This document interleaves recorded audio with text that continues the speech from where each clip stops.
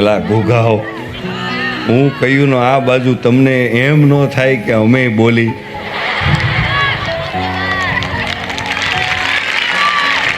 હે દાંત કાઢે, જો તમારા દાંત કાઢે. મુંબઈની અંદર છે ને બાળકો, એક સરસ મજાનો એરપોર્ટ હતો. એ એરપોર્ટની બહાર એક સેન્ટ્રો ગાડી પડી હતી.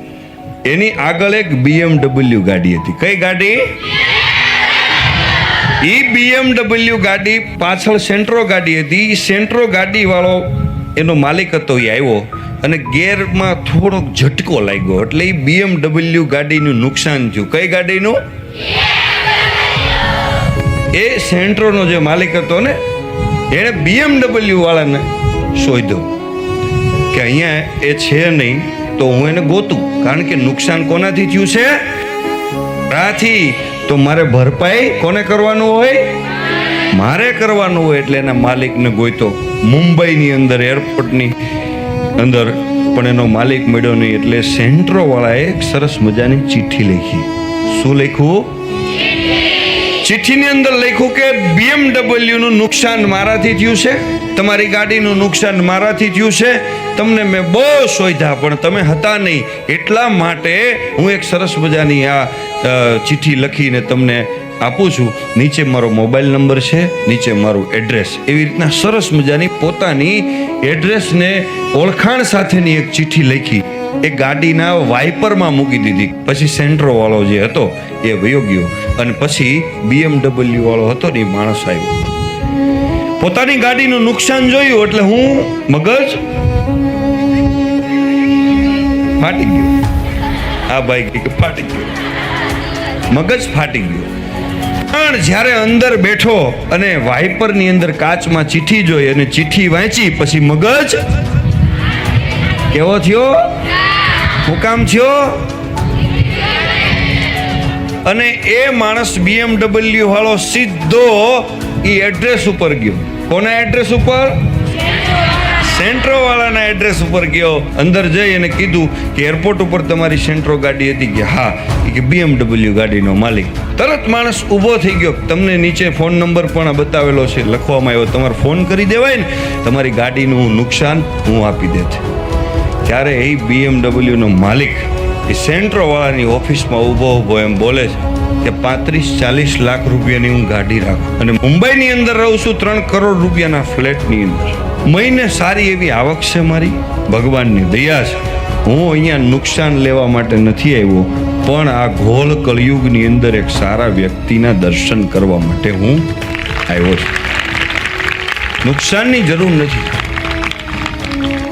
જીવનની અંદર ખાલી સારા માણસ બનવાનું છે. શું બનવાનું છે? સૌથી મોટી ડિગ્રી કઈ છે?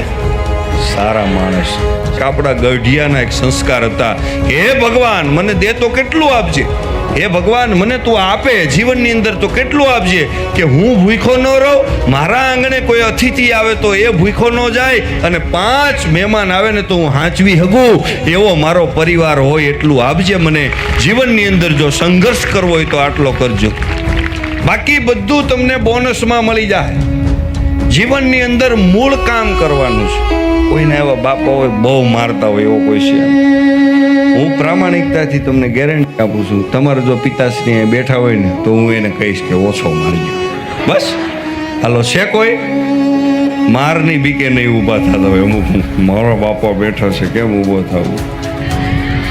મારે મારતા જ નથી ને. હા, ન મારે તમે. અરે તમે 5 વર્ષ 7 વર્ષ 10 વર્ષ તમે મોટિયું થાવ ને, ઘરવાળાને કોઈ તકલીફ પડતી જ નથી. અને આ ઘોઘાઓ મોટા થાય કે નહીં, આ બહુ હેરાન કરે. આટલો અમારામાં ને તમારામાં ફરક હોય. દીકરીઓ હોજી હોય, બરાબર, હોજી જ હોય. ઓ ભુરેશ, ભાગવાનું નહીં હો, સાચું બોલવાનું. તમારા મા બાપની સામે તમે સાચું બોલી જાઓ ને, 1 તમાચો મારે, 2 મારે, 5 તમાચા મારે, તમે સત્ય બોલ્યા. શું કામ મારે? તમને ખબર છે? તમને તમારા મા બાપ છે એ ખીજાય છે શું કામ ખબર છે? હે? બીજી વાર ભૂલ ન કરે એટલા માટે. તને મારે તમે મોટા થાવ ને, આ સમાજ તમને લાફા ન મારે ને એટલા માટે તમારા મા બાપ તમને લાફા મારે.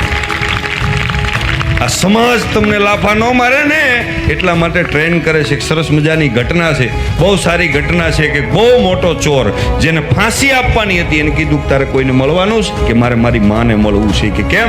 મને એની માને મળવું છે. ને બોલાવો. એની માને મળે છે. માને તમાચો મારે છે. એ કે મારો શું વાંક છે? એ કે વાંક તારો માં એટલો, હું નાનો હતો ને ત્યારે પેન્સિલ ચોરીને લાવેલો ને ત્યારે તે મને જે શાબાશી આપી હતી ને, વાહ બેટા વાહ, આજે હું આખા દેશની અંદર ચોરી કરું છું, એ તારા પ્રતાપે, તારા પ્રતાપ. એટલા માટે સૌથી મહત્વની વસ્તુ છે, મા બાપ આપણને ખીજાય, આપણને સમાજ ધિક્કારે નહીં એટલે ઘરની ચાર દિવાલની અંદર ધિક્કારે.